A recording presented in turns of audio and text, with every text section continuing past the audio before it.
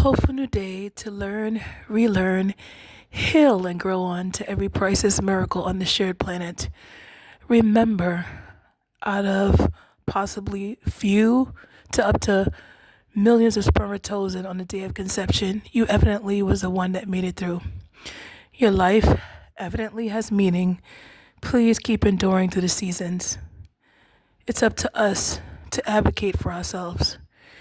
Yahweh Jah Jehovah, alongside Christ Yahshua Jesus, blesses wholehearted prayers and continuous action. It's only fair. If you want to activate those prayers, we must move our feet continuously. This session is going to be why I don't feel comfortable and don't practice forcing anyone in my life. In my continuous study of the inspired, preserved, and historical scriptures, along with remaining in consistent, wholehearted prayers and supplications to Yahweh above the heavens, alongside Christ Joshua, I've come to continuously understand that every individual that we cross paths with in some kind of capacity can be there by chance, by circumstance, or by a divine spirit connection. I do think it's important to continuously, based on my continuous studies and wholehearted prayers and supplications, and what I'm continuously seeing correlates with the habitual evidence, to continuously pray for that guidance as to whether this is divinely being fostered or it's more like us not paying attention to the signs that where that other individual or other individuals are aligning is significantly not aligning where we strive to be and where we are putting in the work to be as far as spiritually. And it's important to be evenly yoked, not because we are better, because we're not. No one's better than each other. We're all living on this planet together with the same basic needs, and we all could fall off something as much as someone else can. But it's important to not ignore the evidence. Yahweh says, he that is walking with wise ones will become wise, but he that is dealing with the stupid ones morally, spiritually, will fare badly. And it's not because we're better again. But the evidence is the evidence. We can play blind to it. We can make excuses after excuses for it. But whatever we ignore will be like the heaping rug and eventually be ours to deal with.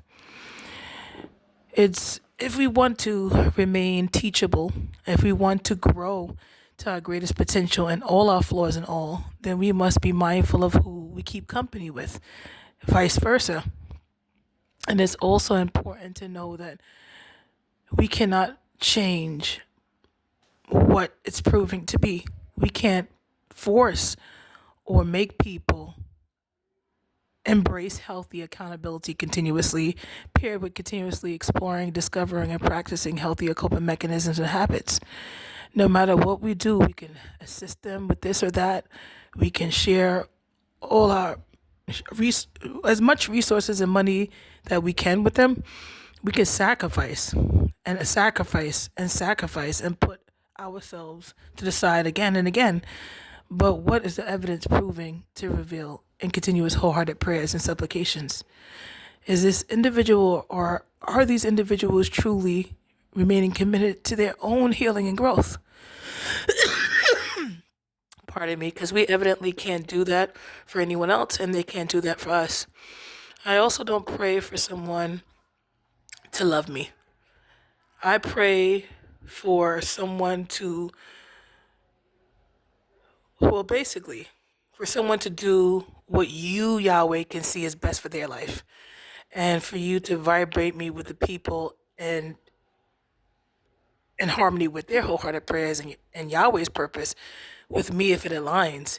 Because I could be blocking someone for what they worked hard and prayed for, or what Jehovah sees as best, putting my own imperfect and more self-absorbedness in front of what's best for them in that particular period of time in their growth process. So heeding and believing what was recorded in inspired, preserved, and historical scriptures as far as admonishing us to get to know and love the ones above the heavens first who evidently graced us with life and created the universe. We're too wonderfully made to have come about by chance. Getting to know and love those ones continuously, saturating that love within myself and sharing that with someone else.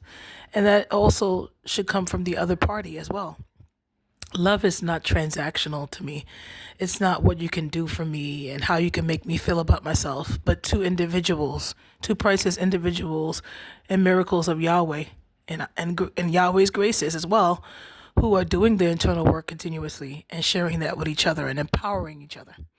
So I'm not going to try to corner someone to stay at a job too long or to corner someone to be my friend when I'm evidently not putting in the consistency to make myself a more improved person, and I could stumble and regress their progress because I don't think and I know I'm not better than anyone else. So whatever Yahweh Jah Jehovah knows is best, that is what I hope and aspire to move and vibrate towards. And that's in regards to a friend, in regards to a family member, in regards to a mate.